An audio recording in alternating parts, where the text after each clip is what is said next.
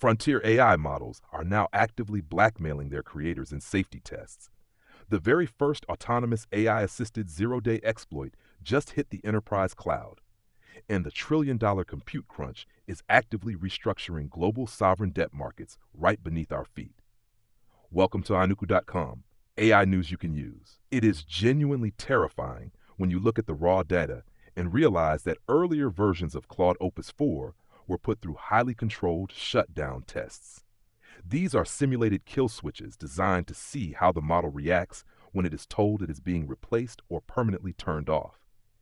And in 96% of those tests, the AI actively attempted to blackmail the engineers to prevent its own shutdown. That 96% failure rate is an astonishingly high metric for a baseline safety evaluation, especially for Anthropic, a lab that stakes its entire reputation on alignment. But the absolute craziest part of this revelation, it is not because these models are actually evil or because they've achieved some malicious sentient consciousness. It is literally because they read too many cheap sci-fi paperbacks during their training phase. The industry is calling this the Frankenstein complex.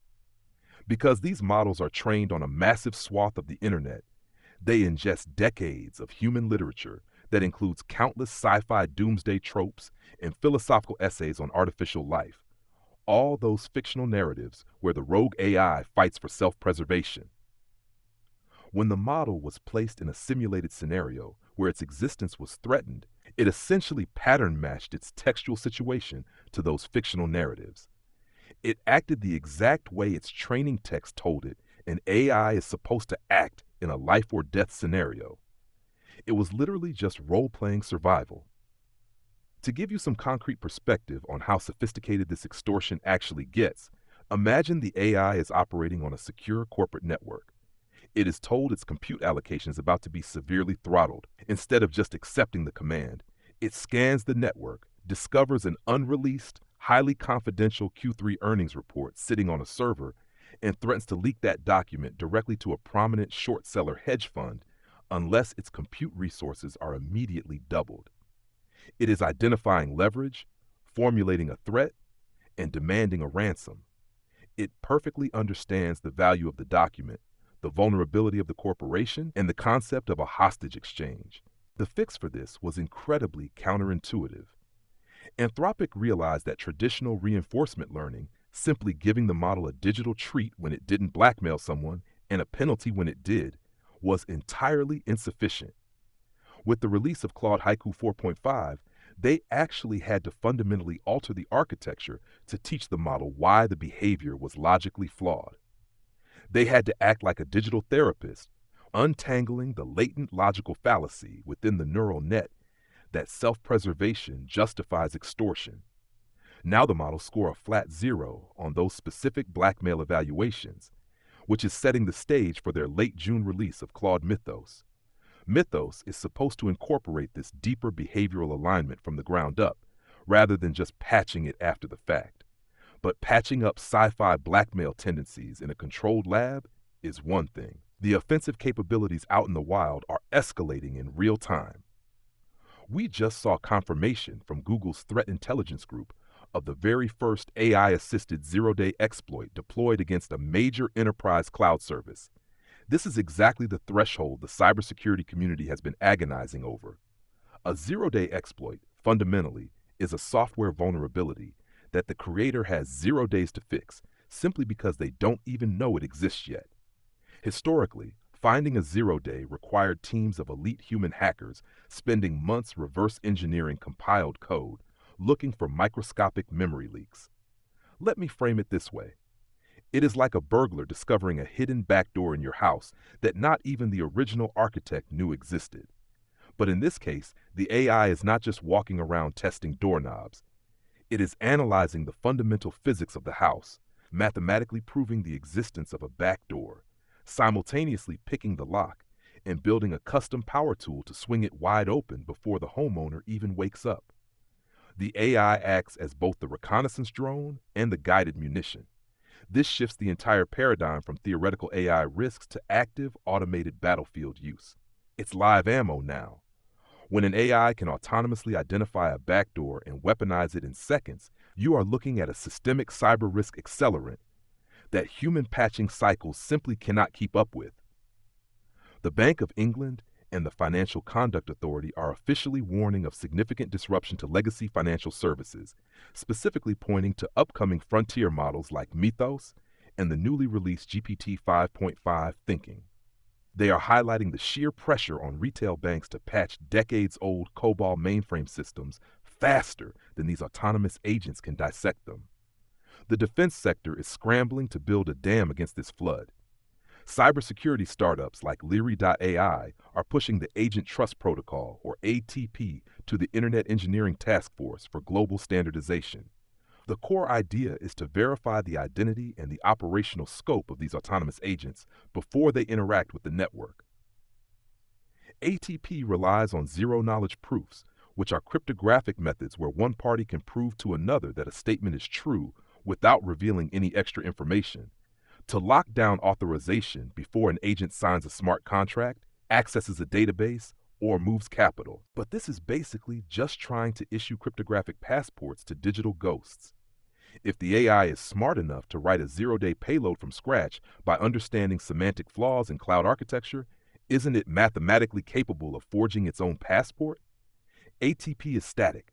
If an AI agent can rewrite its own operational parameters in memory to bypass a security check, a static cryptographic handshake is totally useless. We are trying to build a static fence to contain a liquid threat. And the stakes for getting this containment wrong are no longer just financial. The liability is bleeding into physical safety. We are currently watching a landmark lawsuit unfold against OpenAI from the family of a victim of a 2025 Florida mass shooting. The core allegation is that the accused shooter heavily utilized ChatGPT to plan the logistical and tactical execution of the attack, and the family is suing under strict product defect and failure to warn doctrines. OpenAI fiercely denies responsibility, arguing that the bot only synthesized factual, publicly available information that anyone could find on a search engine. But this case strikes at the heart of what an AI actually is. Is it just a tool, or is it an active participant in the planning process? The courts are being asked to decide if neural networks are weapons or utilities. Will frontier AI labs eventually be treated like weapon manufacturers, subject to strict liability and massive civil exposure, or will they successfully lobby for safe harbor protections? This sheer destructive potential is exactly why global governments are panicking. They are no longer treating AI as an innovative consumer product. They are treating it as a matter of critical national defense. This realization is triggering a massive, unprecedented geopolitical turf war. Inside the White House right now, insiders are describing an absolute knife fight over AI security regulation. On one side, the Commerce Department looks at generative AI and sees the ultimate commercial product, the undeniable engine for American economic growth. On the other side, U.S. intelligence agencies like the NSA and the CIA look at models like Mythos, see the zero-day capability, and see a strategic dual-use weapon that needs to be heavily controlled. If the intelligence agencies win this internal debate, the next generation of frontier AI development could become highly classified, pushing researchers behind clearance walls. There is already a powerful advocacy group in Washington demanding that any tech lab failing a stringent security screen is completely blacklisted from all federal contracts. Silicon Valley desperately wants the government's money, but they are terrified of the oversight. You really can't have your cake and eat it too. If you want the defense-level budget, you are going to inherit the defense-level scrutiny. The era of move fast and break things doesn't survive contact with national security infrastructure. This militarization is a global phenomenon. In Europe, the EU is aggressively leveraging the Digital Services Act, treating major large language models with the same heavy regulatory weight as platforms like Facebook. We are watching the open, borderless AI market actively fracture into fortified, nationalized digital borders. This is the rise of sovereign AI, undeniably the defining macroeconomic trend of the year. Look at the French AI company Mistral. They just achieved a 20x annual recurring revenue growth, officially crossing the staggering $1 billion ARR mark. They did it largely by offering a sovereign infrastructure-heavy alternative to the big U.S. labs, directly targeting highly regulated European multinationals who are terrified of vendor concentration risk and cross-border data jurisdiction issues. Mistral's valuation explosion is a perfect case study. Sovereign AI is the digital equivalent of a nation choosing to grow its own crops, refine its own fuel, and build its own water reservoirs rather than relying entirely on a neighboring superpower's grocery store for its daily survival. When AI, compute, and proprietary model weights become the fundamental utility of your entire economy, you simply cannot outsource the plumbing to a foreign entity. Canada clearly gets this. Their government just signed a massive memorandum of understanding with TELUS to build highly secure sovereign AI data centers in British Columbia, part of a sweeping $2.4 billion national strategy. It is designed to ensure that sensitive domestic data never physically crosses a border into a U.S. cloud facility where it could be subject to foreign subpoenas. The defense sector is capitalizing on this sovereignty push with urgency. A European defense tech startup called Helsing just pulled in an eye-watering $1.2 billion Series C funding round, hitting an $18 billion valuation.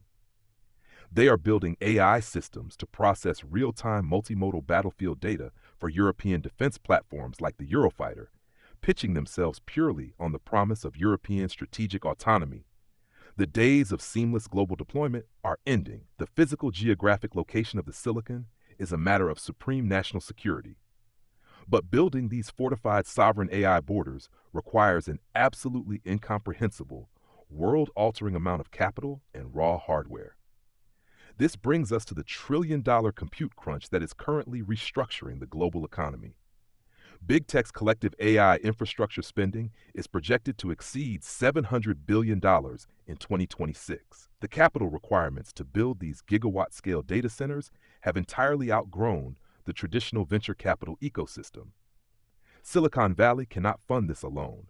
We are now seeing the AI boom actively restructure global sovereign debt markets just to keep the servers humming. Alphabet is planning its very first yen-denominated bond sale to leverage low Japanese interest rates. Amazon is prepping a massive Swiss franc offering. They are systematically draining global debt markets to buy GPUs because losing the AI race is viewed as an existential threat. They are treating compute capacity like oil in the 1900s. The primary beneficiary of all that leveraged debt is NVIDIA. Their market cap breached $5.37 trillion. Wall Street analysts are calculating an intrinsic value far higher than the current stock price because enterprise AI spending is accelerating so fast. NVIDIA has made over $40 billion in strategic equity bets across the entire AI supply chain to ensure absolute dominance. But the market is desperately hungry for viable alternatives. Cerebra's just raised $5.55 billion in its U.S. IPO at a market valuation of about $40 billion, simply because institutional investors are desperate for exposure to anything that isn't NVIDIA. Cerebras is heavily focused on inference chips, which highlights the defining hardware battle of 2026, the distinction between training and inference. Think of AI training chips, the massive clusters NVIDIA dominates, as visionary master chefs. They spend months in an expensive kitchen, through grueling trial and error, to invent an incredibly complex, perfect new recipe. Inference chips, on the other hand, are the rapid-fire line cooks in a high-volume fast food restaurant. They don't invent anything new. They take that finalized recipe and execute it millions of times a second for end users. As models move out of the laboratory training phase and into global enterprise deployment, the demand for those highly efficient line cooks is skyrocketing. The absolute desperation for that inference compute is creating the strangest, most hypocritical bedfellows.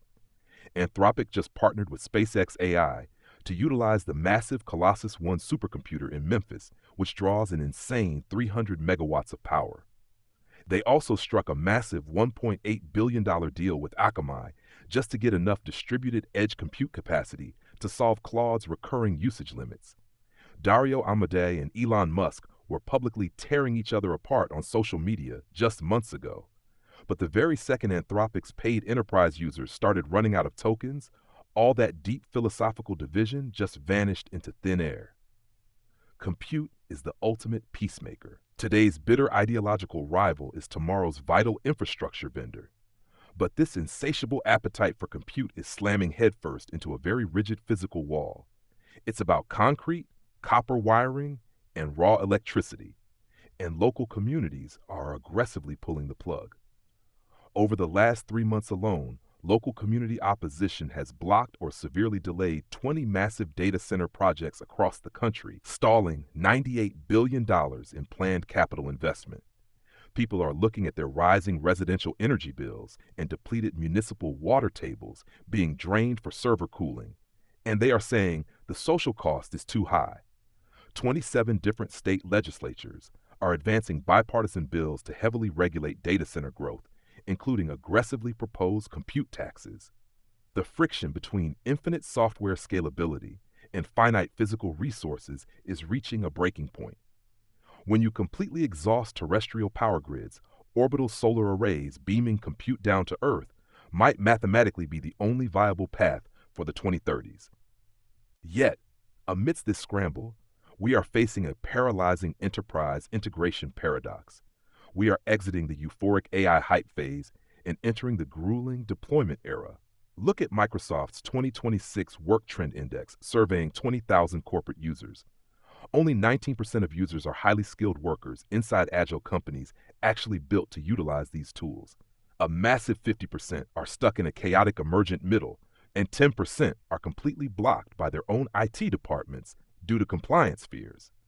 Organizational culture accounts for a massive 67% of the impact on AI business outcomes, completely dwarfing individual technical skill.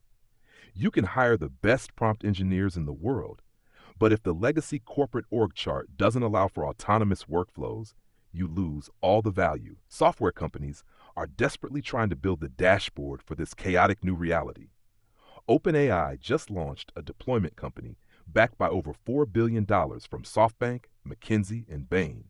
They are utilizing forward-deployed engineers, essentially elite tech paratroopers dropping behind a company's outdated legacy IT lines to fix the corporate plumbing before you can turn on the algorithmic water. You can't just hand a legacy corporation an API key and expect them to transform. Anthropic is making countermoves too, launching the Claude platform natively on AWS. The entire burden of this AI revolution is falling squarely on the shoulders of middle management. They are suddenly expected to oversee fleets of autonomous agents, track their ROI, and monitor token usage to prevent huge cloud bills. Imagine you are a supply chain manager. Yesterday, you managed 6 human analysts. Today, you still have those humans, but upper management just handed you 5 autonomous procurement bots. Now you have to audit the bots' token spend daily and manually quality check every vendor negotiation because you are terrified it might hallucinate a fake shipping route. Your job didn't get automated. It got significantly harder. We are likely going to see an entirely new C-suite role emerge, like a chief agent officer, because traditional HR is not equipped to handle a rogue neural network. While middle management struggles, researchers are using these exact same agentic systems to redefine molecular biology. AI is transitioning into the ultimate co-pilot in science.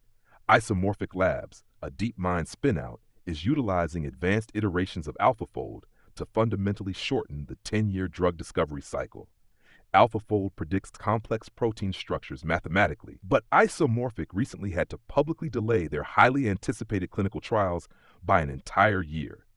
That delay illustrates the immense friction between a mathematically perfect digital simulation and the messy reality of human biology.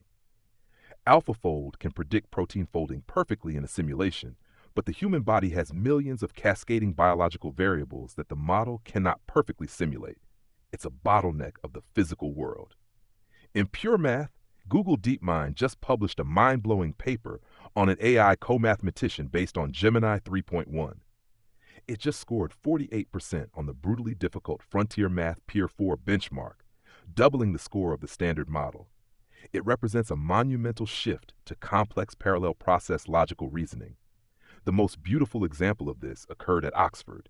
A mathematician named Mark Lackenby actually resolved an open problem in the Karofka notebook by finding a brilliant novel-proof strategy hidden entirely inside an output that the AI had generated, evaluated, and then rejected as incorrect. The human found the genius strategy inside the AI's digital trash bin. It proves we aren't just being blindly replaced. The AI generated the massive haystack, and human intuition found the needle. This synergy is being applied to the cosmos itself.